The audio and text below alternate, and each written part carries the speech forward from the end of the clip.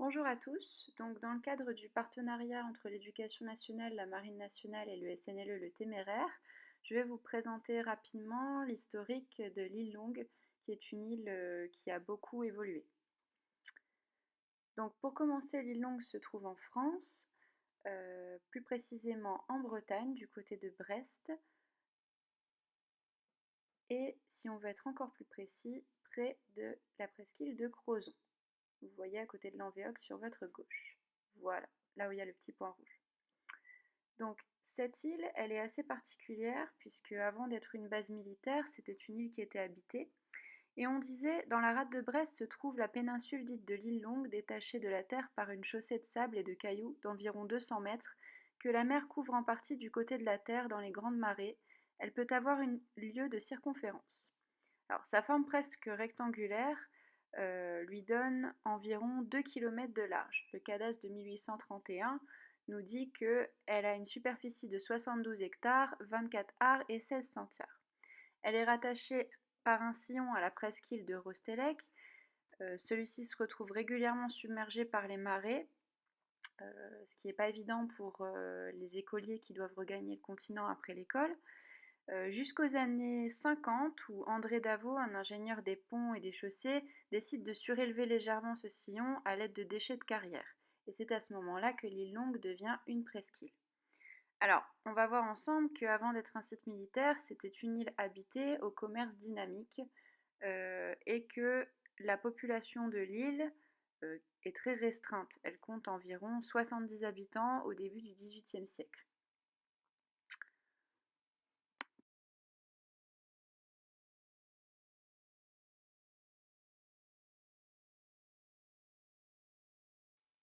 Alors, si la population augmente significativement entre 1851 et 1901 jusqu'à atteindre 190 habitants, elle baisse de nouveau. On peut remarquer, et là vous le voyez sur cette carte, que l'île Longue, en réalité, est une île au terroir agricole assez riche. Euh, Ça occupe presque la totalité de l'espace. Les céréales, froment, orge, avoine, les légumes relativement abondants, le bétail et aussi et surtout, puisqu'on est en bord de mer, la pêche à la sardine, essentiellement. Alors, il y a d'autres pêches, hein, mais sont reconnues la pêche à la sardine. Donc là, vous pouvez voir également qu'il y a différents gisements, ce sont des gisements de roches, et ces roches sont extraites des différentes carrières. Donc vous pouvez voir des ouvriers en train d'extraire euh, la roche, et cette roche qui est extraite va être finalement exportée dans différents endroits. Alors les carrières de l'île génèrent une forte activité de transport et elle devient un des sites majeurs dans la production de pavés qui servent pour la construction de différents ports qui sont toujours sur place, notamment le port de Bordeaux que vous pouvez voir juste ici en construction où des cargos ont amené les différents pavés qui étaient extraits des carrières de l'île Longue. Petit à petit, l'île Longue commence à intéresser, et oui, son isolement fait d'elle un terrain qui devient petit à petit convoité. Euh, le problème, c'est qu'en août 1914 que le ministère de l'Intérieur demande au préfet du Finistère de rechercher des sites insulaires ou péninsulaires pouvant recevoir des prisonniers civils ou militaires. Et cette recherche ne donne un résultat qu'un demi-siècle plus tard avant que ce projet voie le jour, et il verra le jour, on verra plus tard, sur l'île Longue. En attendant, l'île Longue commence, je vous l'ai dit, à intéresser, et c'est quelqu'un d'assez connu qui va s'atteler à des fortifications.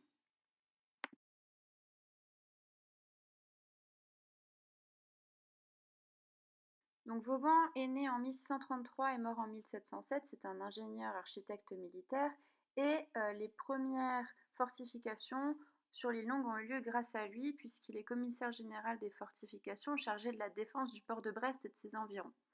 Alors, les premières fortifications sont érigées à l'occasion de l'imminence d'une attaque anglaise dans le cadre de l'urgence de la guerre de la Ligue d'Augsbourg. Vauban est contraint de bâtir des batteries temporaires pour mettre en défense les côtes. Des emplacements de tir pour canons sont créés vers 1693, mais ne sont pas destinés à rester après la guerre. Ces batteries sont décrites de manière assez vétuste, et Vauban prend conscience que celles-ci doivent évoluer, puisqu'elles doivent permettre aux servants à canon d'être logés, et il souhaite donc parachever son système de défense en souhaitant que ces chantiers incluent l'île Longue, car il pense que celle-ci pourrait être prise à revers lors d'éventuelles autres attaques, notamment à cause des débarquements anglais, qui sont plutôt audacieux.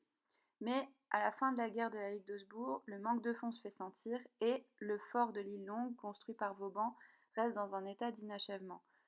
À partir de là, l'île Longue commence une longue procédure de transformation et le chantier sera repris bien plus tard par l'ingénieur du génie d'Ageot qui élabore de nouveaux projets pour le fort et d'autres batteries.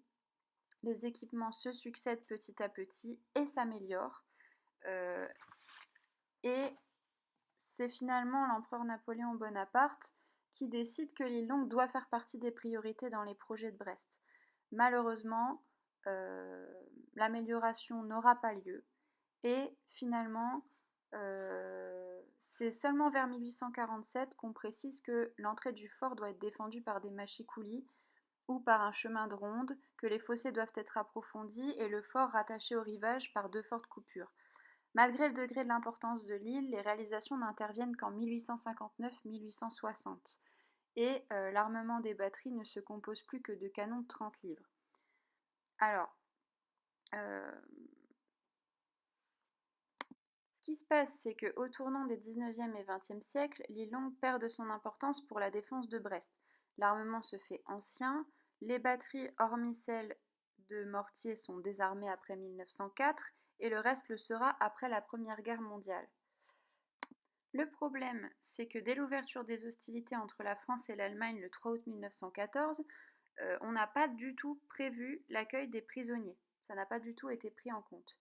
Et donc, à ce moment-là, revient, vous vous souvenez ce que je vous ai dit plus haut, l'idée que l'île Longue pourrait servir de camp d'internement, une sorte de camp de concentration finalement, qui pourrait accueillir les prisonniers civils et militaires.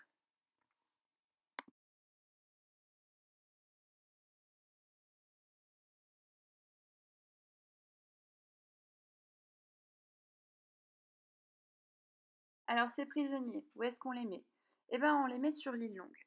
Alors l'idée c'est que les premiers prisonniers construisent ce qui sera le camp de concentration assez particulier de l'île, 68 baraquements qui permettront d'accueillir jusqu'à 2800 prisonniers.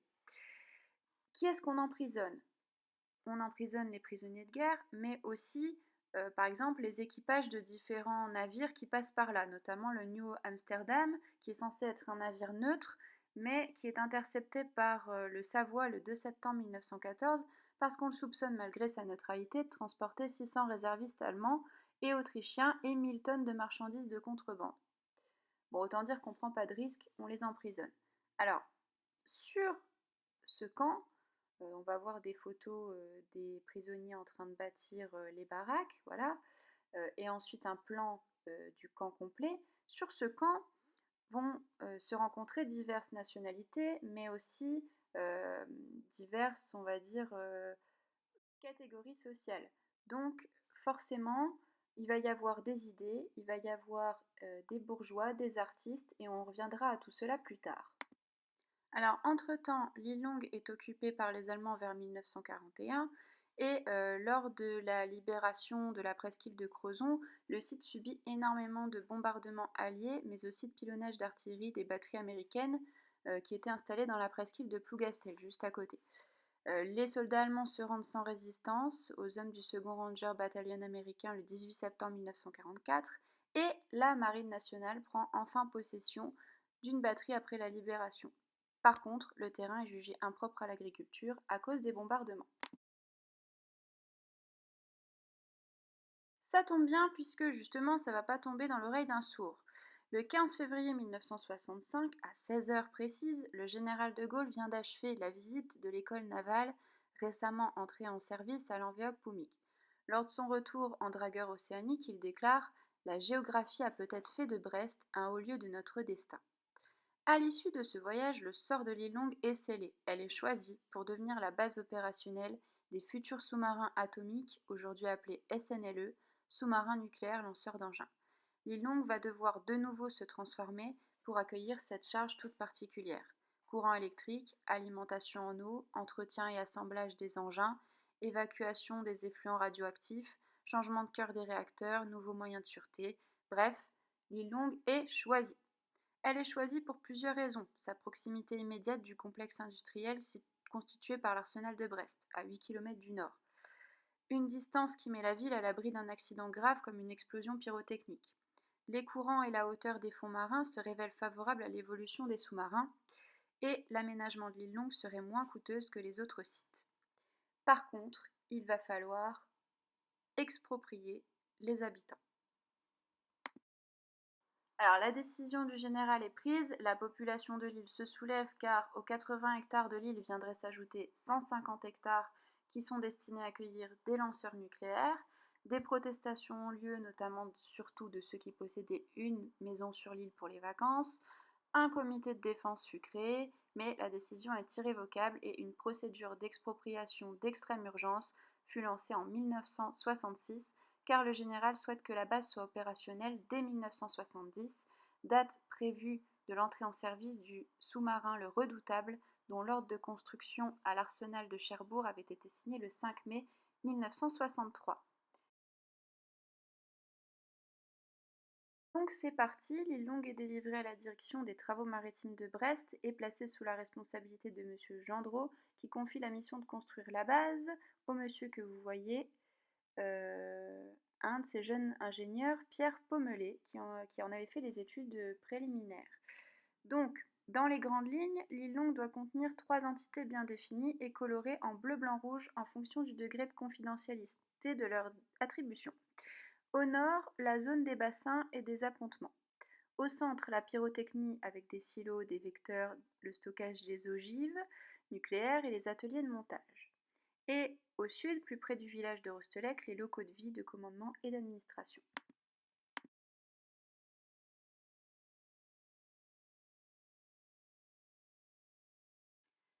Le premier coup de pioche est donné le 1er août 1967. Non sans mal car il fallait évacuer les derniers habitants de l'île qui ne souhaitaient pas quitter celle-ci.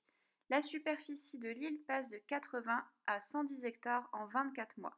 Les travaux d'arasement peuvent commencer et ils sont colossaux. Parmi eux, renforcement et élargissement de l'étroit pédoncule qui rattachait l'île au continent, traçage des routes d'un bout à l'autre de l'île pour permettre la circulation des engins de chantier, aménagement de 4 hectares de zones portuaires réservées aux sous-marins dont les 2 bassins sont parallèles creusés dans le roc à l'air libre, mesurant chacun 200 mètres de long, 20 mètres de large et 20 mètres de haut.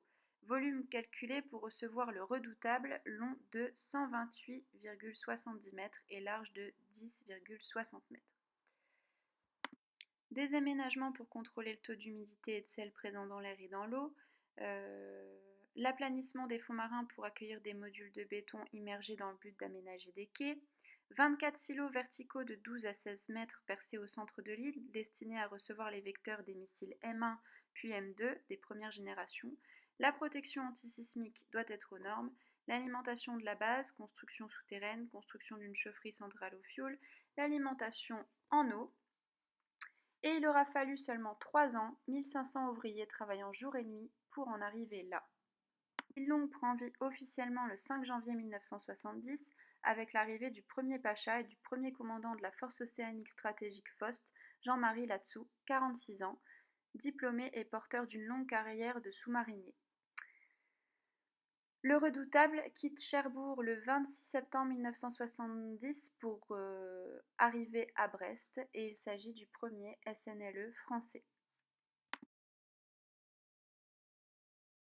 Le Redoutable procède à 2 tirs de missiles le 25 mai et le 26 juin 1971 et en 1972, le 28 janvier, il part effectuer sa première patrouille dans le Grand Nord.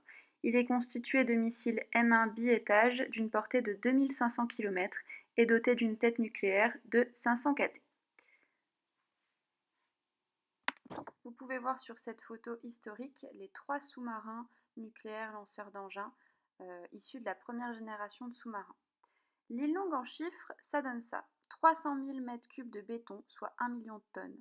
En 10 mois, 6 000 tonnes de charpente métallique, soit près du poids de la tour Eiffel. 1100 mètres de quais et de jetées sont créés et 200 000 m2 de terre-plein sont aménagés. Un réseau routier de 15 km a vu le jour sans compter la route reliant la zone pyrotechnique au site de Génévez conçu pour accueillir les corps de missiles. Un système autonome d'adduction d'eau de 8000 m3 constitué de 30 km de canalisation. 50 000 m² de terrain dont 30 000 comprennent magasins, bureaux, restaurants, logements et 25 000 abritent des bâtiments d'exploitation divers. La puissance électrique installée était de 16 MW et des groupes de secours étaient prêts à intervenir en cas de panne EDF. 500 points lumineux assurent l'éclairage de la base et une double haie de barbelés électrifiée entoure l'île et des chiens sont proposés à la sécurité et bénéficient d'un chenil.